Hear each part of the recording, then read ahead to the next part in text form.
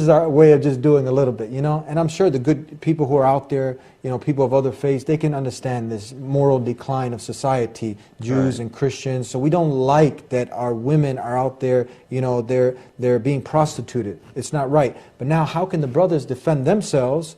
Allah's given us the formula, and their urge is coming out and they're boiling up inside. And you know what? This is a major sin if you fall into boyfriend, girlfriend, and you're involved in illegal sexual intercourse. Pornography is on the rise. No Muslim should have any part in this. What are your comments and suggestions? What I would say is, you know, what shaitan tries to do with you, and you know, when the whole John Edwards scandal happened, there was a whole, I remember Time Magazine or Newsweek did a whole issue on the psychology of a cheater. And in essence, when a person cheats, what they try to do is they try to ignore reality and they try to ignore the consequences of their actions. So for example, a person that's cheating on his wife will not pull out his wallet and show the woman that he's cheating with the pictures of his kids and things of that sort. He wants to ignore reality. He wants to keep that put away, right? He's going to keep his cell phone on silent. He's not going to be able to talk on the phone and things of that sort with his, but he wants to ignore reality and ignore the consequences of his actions so that he can ignore a temporary pleasure. That's the struggle of life with shaitan. With the devil, and of course in this regard. So in pornography, you know, engaging in premarital relationships, this has life-changing, you know, this will damage your entire life. In essence, every relationship you go through, a part of you will die with that relationship. You would have had some secrets that you've given to the other person. You would have, you know, had a level of trust now that's going to go down the drain. You would have exposed certain things to that person. And so, I mean, every time you go through one of those, a part of you dies. Your capacity to love dies. You become more suspicious of the next partner, the next partner, the next partner. You become vulnerable. In one medical journal, I forgot which university, they said that a woman who loses her virginity by the age, while still in high school, is likely to have up to 17 partners in the next 5 years. Wow, 17. Yeah, because of the vulnerability, the feeling of vulnerability. So this is for brothers and sisters. You go through relationship, you go through these things, it will have damaging effects on your life. In essence, even in marriage, you know, you'll still have those lusts, you'll still have those, you know, you'll still be looking all over the place. And you won't be satisfied at home, and the last thing you want is to, and that's what's happening here in this, you know, here today, unfortunately, an over 50% divorce rate in this country. That means when you walk down the aisle in the United States, in our country, you know, there's a greater than half chance that that person is going to be battling you in court for custody or for your wealth. Half a chance. Yeah, more than 50%. The divorce rate has risen above 50% at this point. But don't stop there. We know Islam is the self-defense to all of this negativity, evil that happens. And now we look at studies.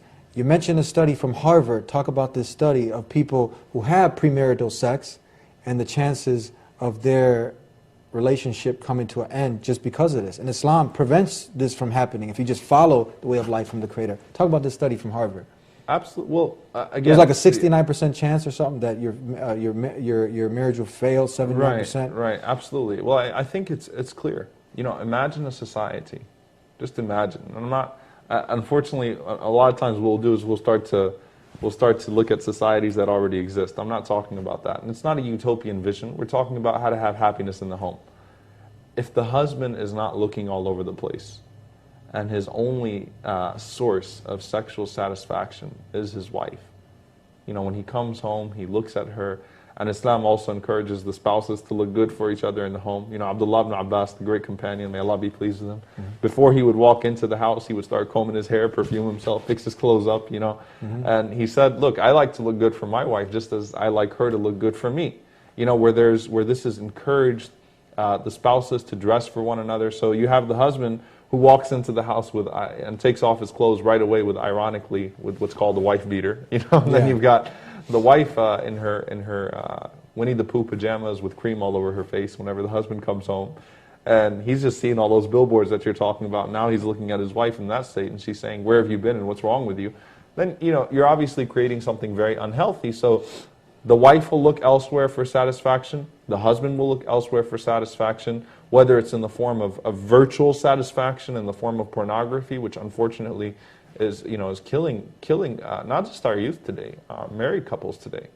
It has life-altering effects. Yeah. Right. So I mean, you just will never be able to have happiness in your marriage. So that's why Islam encourages you, focus your gaze on your spouse. Whenever you get married, you should look for someone. One of the things that you should look for is someone that you're attracted to. There's no doubt about it. But once you're there, you're there. That's it. You look at these glorified individuals online, people that aren't real looking, and you indulge in that, then nothing is going to satisfy the eye anymore. And again, everything Allah legislates is for your own good also. It's for your own good in this world. So Allah is trying to make it easy for you. So what I would say to those people, because look, I mean, let's face it, pornography and those types of, it's so rampant and people are struggling with it. That would even be good in other areas. They're good Muslims, but they're struggling with that. Just think about the consequences with God. Think about having to meet Allah and having to have that pornography played in front of you and having to explain to Allah that I was watching this in front of you. Because Allah was watching you the whole time. It would get awkward if someone was watching you while you were watching pornography. Yeah. Allah was watching you. So this is killing your relationship with God. Because in essence, back to the psychology of a cheater, you're purposely trying to ignore God at those moments. No one is sitting there reading Quran while they're watching pornography or remembering God. They're trying to forget that God's watching them at that moment. So remember God is watching you. And as the scholar said, أَنْتَ تُرَاقِبُ اللَّهُ وَاللَّهُ يَرَاقِبُكَ. You are in observance of Allah and Allah is in observance of you. So that's what I would say to those brothers. And that way, inshallah, whenever the time comes, you save yourself for the right sister, save yourself for the right brother, then inshallah you would find that satisfaction in looking at them, and you would find that satisfaction in being with them. And the superficial aspects of beauty would definitely go away, but the inner beauty would be your focus, and that would allow the person to remain beautiful in your eyes for the rest of your life, inshallah.